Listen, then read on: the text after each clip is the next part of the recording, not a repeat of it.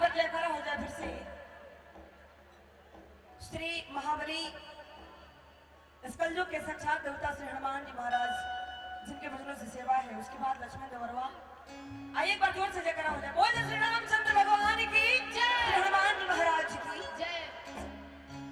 पीछे वाले भैया माई से कोनो दुश्मनी बा भैया।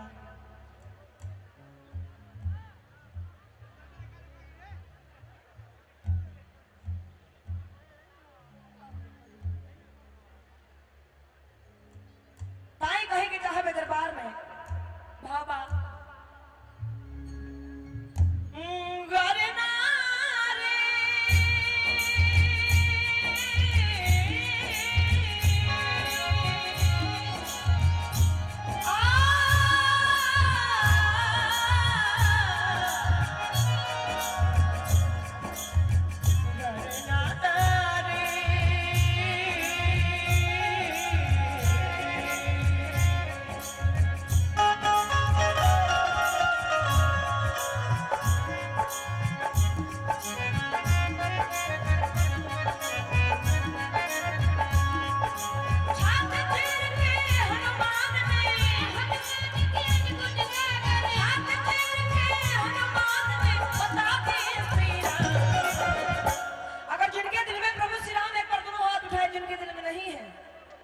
उनके लिए कोई बात नहीं।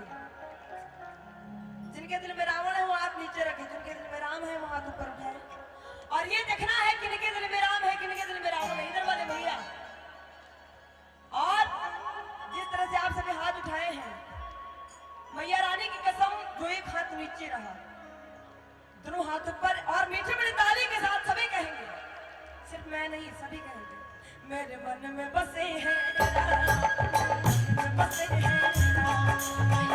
बसे हैं बसे हैं। हाथ फेर के हनुमान ने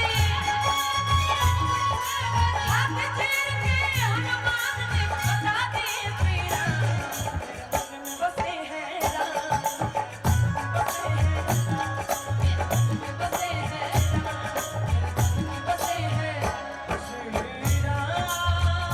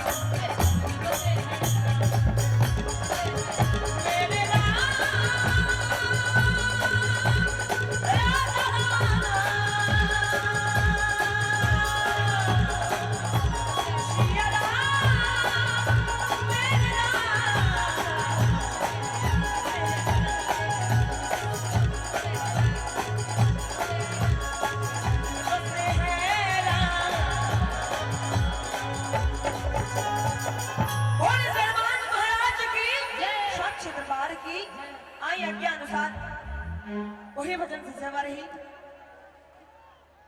जोना भजन के बड़ा ही आशीर्वाद कर मिलल कैसन बड़े लक्ष्मण देवरवा एंगल म्यूजिक कुमार महेश की प्रस्तुति में आई रहे। आई वही भजन से सेवा रही।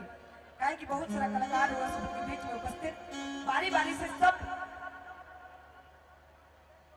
रवा लोगों के बीच में सारा कलाकार तौर से सेवा रही। आई वही भजन से सेवा बा। हरे राम राम राम हरे हरे हरे कृष्ण कृष्ण कृष्ण हरे हरे हरे राम हरे राम राम हरे हरे हरे कृष्ण कृष्ण कृष्ण हरे हरे हरे राम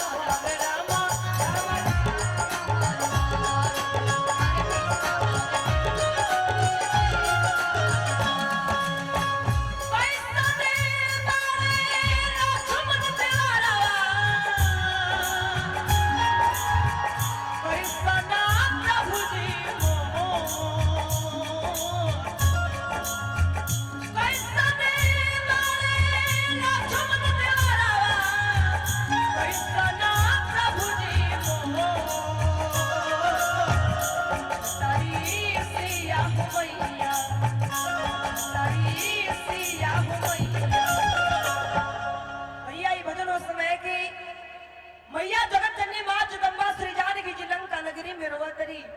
हनुमान जी महाराज पहुंचल बनी लंका नगरी में। माई के चरण में झुक के बार बार प्रणाम करतनी। मैया जी परिचय पूछने की है बबुआ तू के हुआ अपन परिचय बताओ।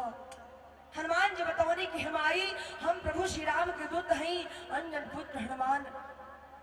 मैया के विश्वास ना भइल।